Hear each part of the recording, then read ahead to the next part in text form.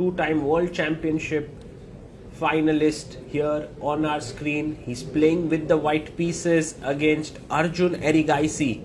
Nepo has had a slow start to the event. He lost to Javokhir Sindarov and then has drawn against Richard Rapport. He would be looking to stage a comeback here, but his opponent is the top seed of the tournament, Arjun Erigaisi. They start the game, and let's look at what Yan plays first move. He goes 1e4. And Arjun now has to decide what is his strategy going to be. He takes his time, roughly a minute on the clock, calms himself down and goes e5. So no perk defense for Arjun today, trying to be super solid with e5, adjusts all his pieces and will now press the clock. Yan goes knight to f3, brings his knight out. And what is Arjun going to play? He also brings his knight out to c6.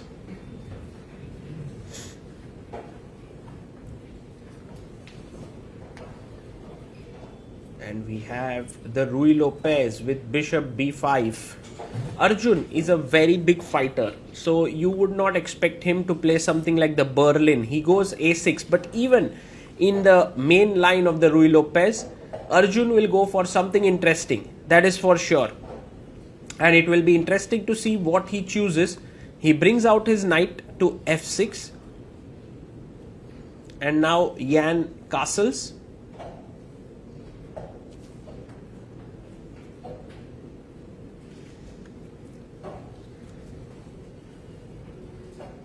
And Arjun takes on e4. He goes for the open variation of the Ruy Lopez.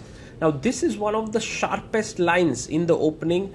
Very deep preparation runs here.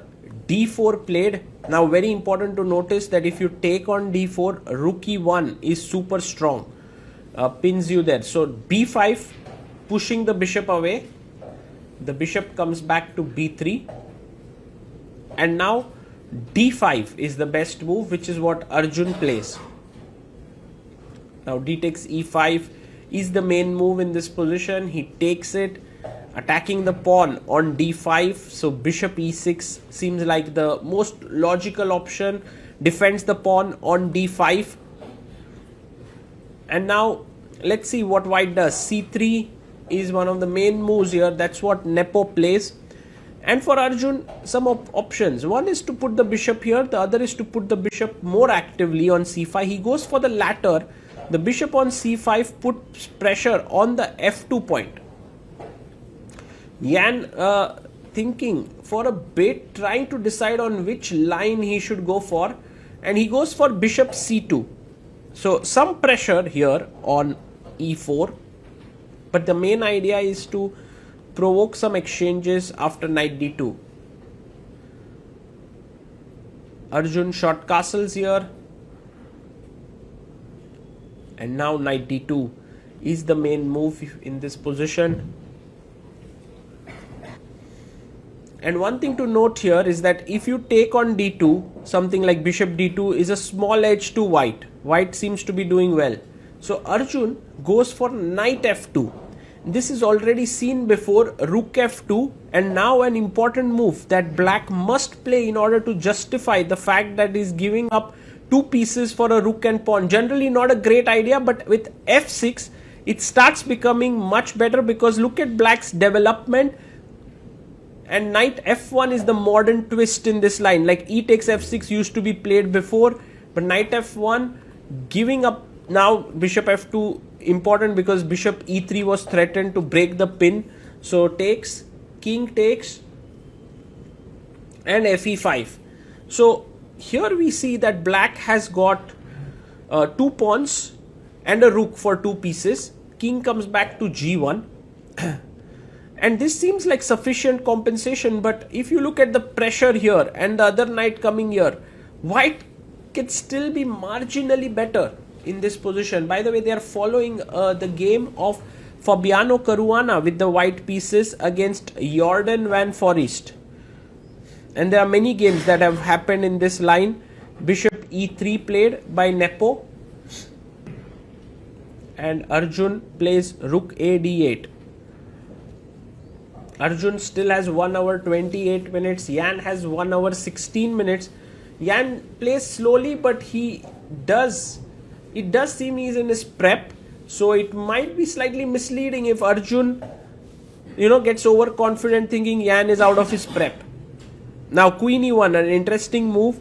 Wants to get his rook to d1 to put more pressure here. Bishop f5, offering a trade of the bishops. If you don't trade here and go bishop b3, I might go knight a5 trying to win this bishop. So he takes on f5. That this is still Caruana Jordan. And Arjun takes the bishop. Rook takes f5. Position is getting interesting. Knight could come to g3. He goes rook d1. Pressure here. Pressure here. Could be that this bishop could move and put more pressure on the central pawns. h6 played by Arjun. And now knight to g3 is the idea, I guess. But Nepo goes bishop f2. Well, he is planning this bishop g3 and knight to e3. This would be a deadly double attack now, knight e3 for white. And so Arjun pushes his pawn to e4. The first move, which is different from the game of Caruana versus Jordan Van Forest. And their rook f7 was played in the game of Caruana and Jordan. But e4 now played. Knight to d4. Will Arjun capture the knight here? Or would he want to keep the knight? Well, right now the rook is attacked, so he takes it.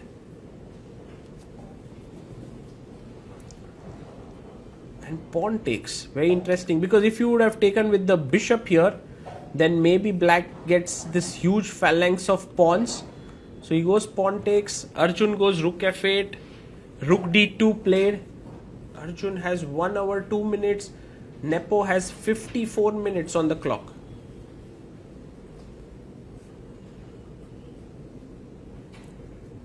And queen to b4 played.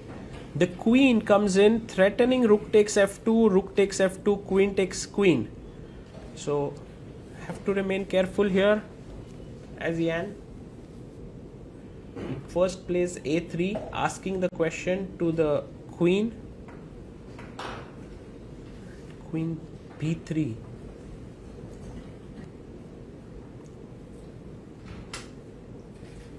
Arjun plays queen b3. So black has these two rooks on the open file, putting pressure on f2. The queen is well positioned. Ideas like a5, b4 are in the air. But white would like to sort of consolidate here. Knight g3, bishop e3. Just improve the position a bit.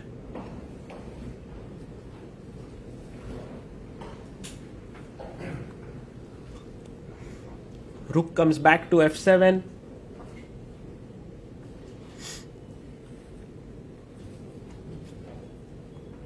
And now the knight jumps to g3. It's a very interesting imbalance that we have on the board. Very difficult to say what is better, the two rooks and the rook and two pawns, or two pieces. But this knight, if it could magically sit here, or this bishop, if it could magically sit on e5, white would get a great position. But for now, it's very tough. Very tough. a5 played. Arjun starting to make some progress. He's like, I can go b4. I can swing my rook over here. I can swing my other rook to a8.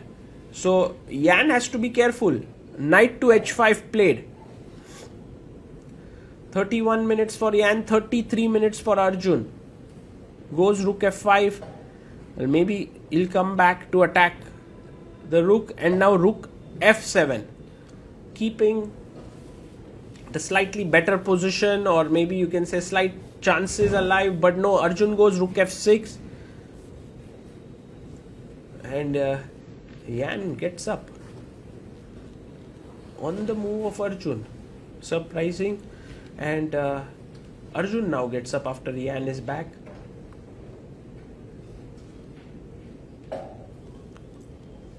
Attacks the rook once again.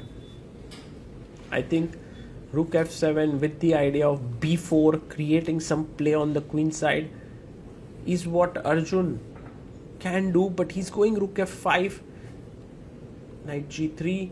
It seems like the players want to agree to a draw, or is Arjun wanting to play? No, rook f6. He looks very... Yeah, he looks at his opponent. They then shake hands and then start analyzing the game. Let's hear them analyze, and if we could hear anything, you can watch them. But yeah, very, very correct game and very well balanced.